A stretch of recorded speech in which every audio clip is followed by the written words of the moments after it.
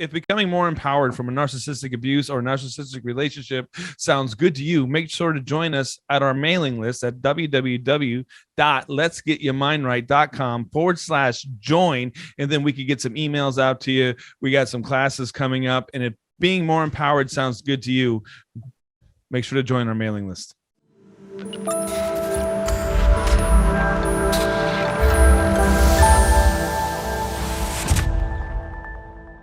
So, Jeff, what are we talking about today? Narcissism, because that's our topic, right? That's definitely the topic for today. And the question that comes up is why or how is it that narcissists end up making their way to the top of a company and becoming the boss or the leader? Well, some of the reasons are they can be ruthless. That basically they will get to the top no matter what they have to do. Now, the narcissists are the people who are this is what I teach somebody. I'll teach somebody who has low self-esteem. I'll say, hey, it doesn't matter what anyone else thinks about you except what you think about yourself. Now, what a narcissist does, he times that by 10. He says, nobody's getting in my way. I don't care about anybody but myself. And it's a dog eat dog world. And I'm going to make my way to the top, no matter what I have to do, no matter who I hurt or matter what I have to do. Now, I'm not saying that's everybody at the top, but that's what a narcissist sometimes does. Basically, if you're in his way or her way, she's going to just annihilate you. The thought with a narcissist a lot is I'm better than you are, and I deserve more than you because I'm better. And you need to get out of my way, and you need to do what I say, and you need to. Well, another thing to think about when it comes to how come narcissists are able to make their way up to the top is it's what they're projecting forward. They're projecting that they're the best and everybody else around them is inferior to them. And as they project that, what they project is what becomes reality. It's the same thing when you think about somebody who's depressed. If they project that, oh, I'm not worthy or I'm not good enough, they're going to end up being depressed. And that's kind of the path that they lead. So when a narcissist comes involved and they say that they're better than everybody else, that's pretty much how they strive to get to the top. And as they move their way to the top, they are able to, reinforce their behavior with the results that they get. So they could be getting all this great results and then, mentally destroying some of the people around them that they've stepped on to get to where they're going. And they think that's okay because of the results that they get at the end. What I find with the narcissists, they usually use each other. They'll use the power of the group against somebody else. They will say, everybody else, they'll say everybody's doing this except you. Why won't you follow my lead? And if you do, you'll be okay.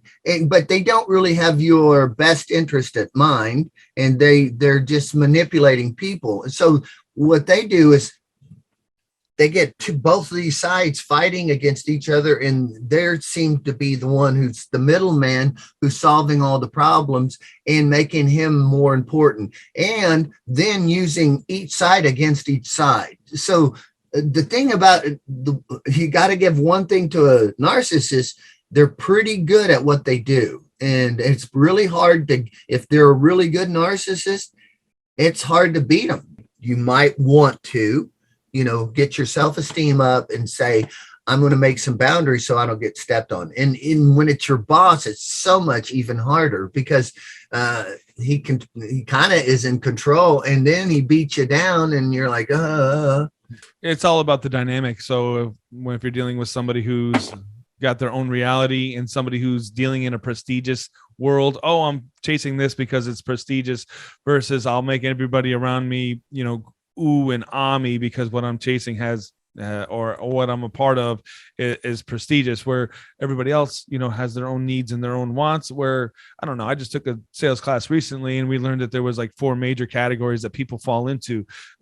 Some people are really connected with other people, which it's called the romance category. Another category is where people are really into safety. They make moves because they do things that are safety. Understanding emotional intelligence of the people that are around you. Somebody, we'll say the grandiose narcissist is working towards something that's prestigious because they want people to ooh and ah them, and I'm the only one that can make something like this happen. And they'll take the other types of people around them and use them as tools to get to where they want to go. So they may do their best to befriend you because they have some sort of other ulterior, motive to becoming friends with you, because they think there's some other secondary gain from making friends with you to begin with. Or they could go out and get everybody to be like, oh, look at me, I'm so great. Well, they got a bunch of workhorses, actually making, the results happen for whatever they're doing. So if something like this sounds like it's your situation, and then you want to be able to break free from it, or just become more conscious of what's going on around you, I totally recommend, our empowerment coaching, and make sure to sign up for the mailing list, and we can get a bunch of information out to you so that you can become more aware of what's actually happened within, conversations, because a narcissist is really good at setting a frame. It's all about how you can control the frame and what's going on and what you preset,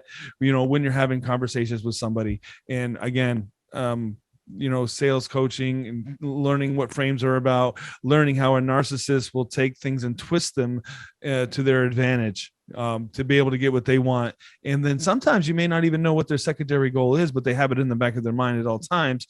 And they're doing like the rapport. If you're not familiar with what rapport is or what mirroring is, I strongly recommend, getting one-on-one coaching or taking some NLP classes. We have some as well, and understanding that you can stay within your own ground, understand what somebody else is doing, and then decide whether to engage, or if that's detrimental to who you are. Or before, it's kind of like a Venus flytrap, right? Like you see something that looks great. By the time you get into it, it's like closing in on you, and you don't even know how you got there. What we teach is understanding, how to catch these things before you get too far down the loop. Yeah. I don't know if that answers the questions of how a narcissist becomes empowered or rises to the top, or how it's, so basically it's a huge generalization to say that a narcissist makes their way to the top, but you might find it in most cases because of how a narcissist thinks and what they're going after, what their goals are. And if they just think they're the best, they're going to keep thinking that way. And then they'll just stumble into it because they just keep thinking that. Just the same thing with where you're at. As long as you think that you are what you are, you're just going to stay there, but you will have to fight to get to somewhere else. They say, what do they say? The comfort zone's a great place, but nothing ever grows there. There you go. It's like if you, the status quo, basically, you believe where you want to believe you're worth. So if you believe you should make 50,000 and you don't make 50,000, you feel bad about yourself and you go up to 50,000. But when you start going up past 50,000, then you feel I need to go, I need to take a vacation or something. But till you get the mindset that you're worth more, you're not going to do that. One more ad I want to add in is that we're not saying that everybody's who's at the top is a narcissist, but one of the big keys to understand if they are narcissists, they're not looking at the interest of the other people around them. They have no empathy, and they don't care about win-win situations. So if you find that happening, because we're just wanting you to look after yourself, and if you're finding a narcissist pushing you down, step back and say, what can I do? And a lot of times making those boundaries for yourself is going to do it. And also understanding if you're really with a narcissist or something like that. So don't get your feelings hurt, because they're going to do it. And they're going to manipulate you to make you the bad guy. Emotional intelligence is so important. The example I talk about all the time is that I was working off of reciprocity. And for those of you that may not know what reciprocity is, it's the basic understanding of if I do something for you, then something, somebody would want to trigger or do double back for you to even up the scale. So with a narcissist, it doesn't really work that way. Reciprocity is like a narcissist gets somebody to do something for them. They just think, oh, well, I'm that great. Everybody should do that kind of stuff for you. So somebody like me who works off of reciprocity would keep doing things thinking, oh, it's going to get better, or, or at least I've evened the scales. Right. So the other person is like, oh, great, perfect. Just keep giving it to me. Right. So that's one thing you can see with somebody who's, I don't know, we don't use the word victim, but somebody who's being abused by someone who is narcissistic. They're going to think that they're going to be able to change the person. And it doesn't work like that. No, like I tried beating down that door. Like that door just got stronger. In fact, the other side just gets more resilient, and then it's like, oh, I'll just get rid of you, so, or I'll, abuse you, even get louder, even it gets worse. Like, so, just understanding that whatever you don't like in the person that you weren't getting along with, you'll now have those triggers, because it'll be more apparent to you that, oh, this person acts like this. Well, they probably think along the same lines as somebody that I don't get along with or doesn't work for me. And a lot of times the narcissist will, kind of beat on the lesser prey. I mean, so if you don't have a lot of self-worth and that you're talking and they find that out, you're probably going to be one of their main people, because they go for the weak first, and then they get the weak down, and then they go up till they can't. Yeah, and that's how they race to the top, right? Yeah. They get the weak, they beat them down, and it's like one step. Right, and then they have this group over here, the weak people who they're not going to challenge anything, even if they're getting less pay, they're getting anything. They're afraid of the boss. And then they just keep going up the ladder, and they leave most of the time the real strong people alone until they have a big enough group over here to fight this other person. So now they're going to use their ability to manipulate this whole group over here to the stronger ones. So what we suggest is become stronger, know who you are, and be willing to fight for your rights. Sometimes it's a little harder if it's your boss, though. And the hardest thing about it is the unknown, right? To be on the other side of the fence and be like, okay, well, you can make your future whatever you want. Well, if you're on one side and you only know one way, then you're like, oh, I don't realize all the possibilities that are out there. Like where I'm at now, I didn't even realize this was even possible. And like now that I'm here, I'm like, well, where else can I go? I go fire off 5 other projects, when I was stuck just, trying to get out of one place, which I did, or working on getting out of one place. Well, then once you got out of there, it was like, ooh, well, I figured out how that worked. What else can we do? And it's really hard when you're on the other side, because you kind of want to just disconnect, from that reality altogether and just start all over again. And it's training your brain to be able to do that and not get swept into. My thing was pride.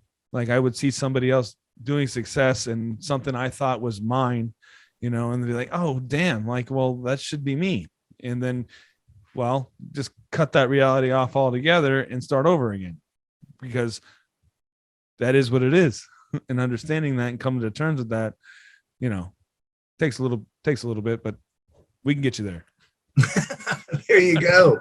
It's really just assessing where you're at and how you're feeling. And here's some big keywords to listen to. If someone tells you should, must to, ought to do it, think about it. Is it really true? Is it really true when somebody's telling you I'm not saying they're going to be saying you're not good enough, but if they kind of demean you or put you down or try to put you in your place that you're not worthy, just when you start understanding it more, you'll know that. And then what we want you to do is build your worth and understand at one point you might have to leave the situation where a narcissist is abusing you, or sometimes the fighting even gets worse because they're usually like a black belt at being a prick. Seriously, like, ah! We've got a support group. Come join us on the Facebook group. Yeah. Come join our mailing list. Come talk to us. Wednesdays, as of now, we're meeting at 10:30 EST. So once again, if narcissism is a part of your life and you want to know what to do about it, we have answers. We have lots of education. We have hypnosis. We have NLP, life coaching. The the master classes we have taken could fill a couple websites, So we also have happiness. the happiness coaching. Yeah. So www.letsgetyourmindright.com/join. Join our Facebook group, join the mailing list. One-on-one coaching is available, and we'll be here for you. Great. We appreciate it. Leave a comment. You can do it. Leave a comment. You can do it. All right. Like Till the next time.